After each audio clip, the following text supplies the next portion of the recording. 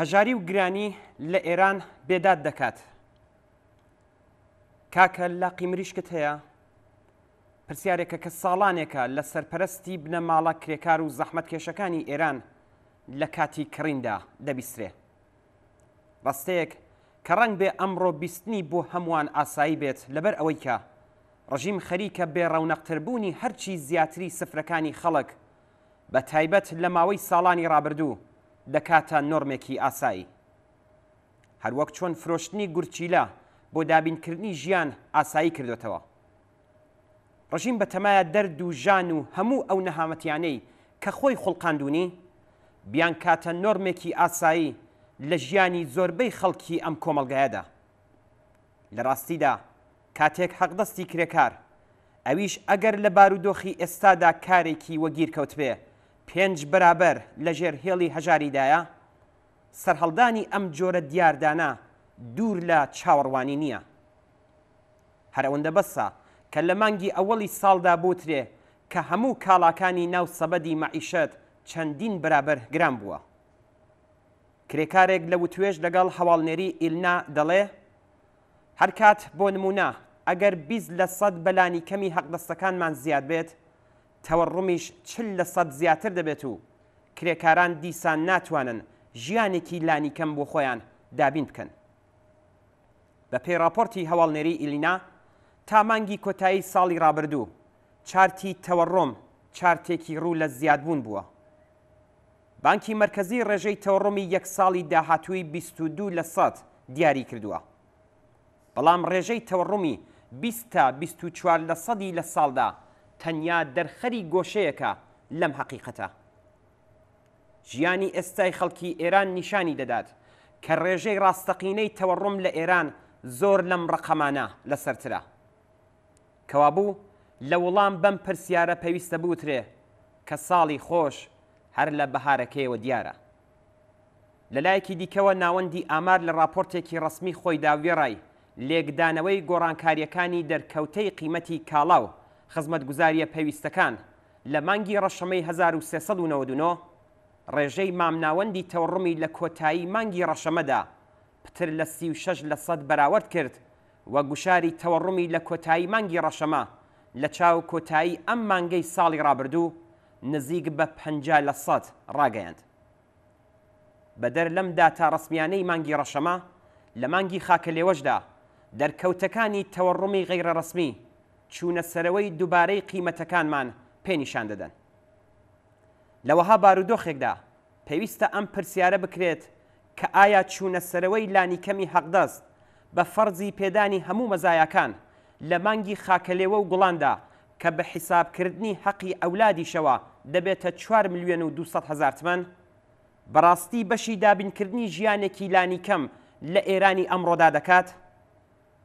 ئایا کرێکاران بە لەبەر چاوگرتنی ڕەوتی ئێستای ڕێژەی تەوەڕۆم ئاسۆیەکی ڕوونتریان لە چاو ساڵی 99 هەتاوی لە پێشە و ئایا بەڕاستی بەقەد نوکە دەرزیەک دەکرێت لە ژێر دەسەڵاتی نگریسی کۆماری ئیسلامیدا بە باشتربوونی ژیان هیوادار بین؟ بە لەبەر چاوگرتنی هاوسار پساوی تەوەڕۆم کە تەنانەت خۆی لە ئاماری ڕاگەاندراوی ناوەندە ڕسمیەکانیشدا نیشان دەدات، بردنە سەرەوەی حەقدەستەکان تا ئاستی ڕاگەیاندرا و بێگومان ئەرزانتربوونی هێزی کاری لێ دەکەوێتەوە. بەدەر لە کاربەدەستانی باڵای ڕژیم تەنانەت بەڕێوەبەرانی دەوڵەتیش هیچ کات نیگەرانی گرانی و تەوەڕۆم نین لەبەرەوەی کە حقوقەکانیان هەمیشە چەندین بەرابەری ڕێژەی تەوەڕۆمە. کەوابوو لە نیزامی سەرمایەداری کۆماری ئیسلامیدا هەموو فاکتەرە ئابوووریەکان بە جۆرێک لە پەنای یەکتر ڕیز کراون کە کرێکاران هیچ کات نەتوانن بە باشتربوونی بارودۆخی ژیانان هیوادار بن و بڵێن ئەم ساڵ ژیانمان باشترە لە ساڵی ڕابردوو. کرێکار پێویستە هێزی کارەکەی هەرزان بێت و لەوەش گرنگتر هەرزان بمێنێتەوە تا سەرمایە بتوانێت قازانج وەسەریەک بنێ. لە ڕوانگەی سەرمایەوە ئاستی ژیانی جەماوەری کرێکار و زەحمەتکێش پێویستە لە کۆمەڵگادا لە خوارێ ڕابژیرێت و بکرێتە بابەتێکی ئاسایی تا نەتوانن بەرەو گۆڕینی بارودۆخی نامرۆڤانە هەنگاو هەڵگرن. هەر بۆیە ئەمڕۆ نەکڕینی لاقی مریشک سەیرە و نەگورچی لە فرۆشتن و نەزەبڵگەری و نە هەزاران دەرد و موسیبەتی دیکە چونکە هەموو ئەوانەی کە لە ڕێگەی ئەم ڕژیمەوە بەنان و نەوایە گەیشتون و هەموو ساڵی حقوقەکانیان زیاتر دەبێت چوونە سەرەوەی 25% کرەی تاکسی و ویان 5,000 تمەن گرانتربوونی مریشک بەلایەنەوە گرنگ نییە. ئەوان بە شەریک بوون لە تاڵانکردنی سەروەتی کۆمەلگا هەمیشە پەیداویستی ژیانی خۆیانیان لە اختیاردایە، بەڵام بۆ کرێکاران دەبێت چۆرتکە بخەن و بۆیان حساب بکەن کە حەقدەست دەبێت چەند بێت و تەوەڕۆم چەندی زیاد کردووە. لە ناو بنەماڵە کرێکاریەکاندا ئەو کەسەی کە پەیداویستیەکانی ناوماڵ دەکرێ لە هەمووان باشتر تەوەڕۆم و گرانی هەست پێ دەکات لەبەرەوەی کە هەموو ڕۆژێ زنبیلی ناودەستی بەتاڵتر دەبێت. هەرەوەندە بەسە تا ڕێژەیەکی بێبایەخ بەلانی کەمی حەقدەستەکان زیاد بێت تا لە کلێنەکانی ئابووریش لە ژاوی ئێرانەوە تەوەڕومی زیاتر بەسەر ژیانی کرێکاران و زەحمەت کێشاندا ببارێ. ئەو کات چوونە سەرەوەی کرەی ماڵ و کرەی هاتوچۆ و قیمەتی خواردەمەنی و گەلێک گوشاری دیکە تێکڕا ورژوم دەکەنە سەر هەژاران و بێبەشان. سەرمایەداران بە تەمان ئەو درۆیە جێبخەن کە گۆیە هۆکاری چوونە سەرەوەی قیمەتەکان و تەوەڕۆم زیادکردنی حەقدەستەکانە تا بە خەیاڵی خۆیان ئەم بابەتە ئاسایی و چارە هەڵنەگر نیشان بدەن. بەڵام بێگومان حەقیقەت شتێکی ترە. حەقیقەت لەو پەیوەندیە زاڵمانەیەدایە کە تێیدا یاسای قازانجپەرستی نابێ سەرپێچی لێ بکرێ. یاسایەک کە بە قیمەتی لە ناوبردنی ژیانی ئینسانەکان دەبێ بپارێزرێ. یاسایەک کە بە شێوازی جۆراوجۆر بە فروفێڵی ئاینی و نەتەوەیی پاساوی دەکەن و وەفاداری و لە خۆبردووی و قبولکردنی ژان و ئازار و زەحمەت تەنیا بۆ جەماوەری کرێکار و زەحمەتکێش ئاسایی لە قەڵەم دەدەن. خەڵکی ئێران دەبێ ژیانێکی دژواریان بێت تا دەسەڵاتی ئیسلامی بتوانێ درێژە بە تاڵانکردنی حاصلی دەسڕەنجی ئەوان بدات.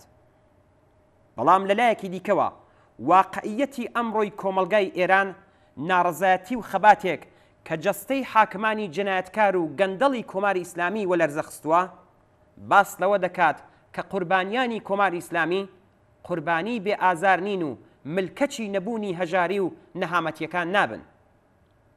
ئەوان ساڵهایە دەنگی ناڕەزایەتیان بەرز کردوێتەوە و هەر ڕۆژێک کە تێدەپەڕێ خۆیان ئامادەتر دەکەن و هەنگاوێک بەرەو ڕووخاندنی کۆماری ئیسلامی کە پارێزەری ئەو بار و دۆخە نامرۆڤانەیەیە هەڵدەگرن.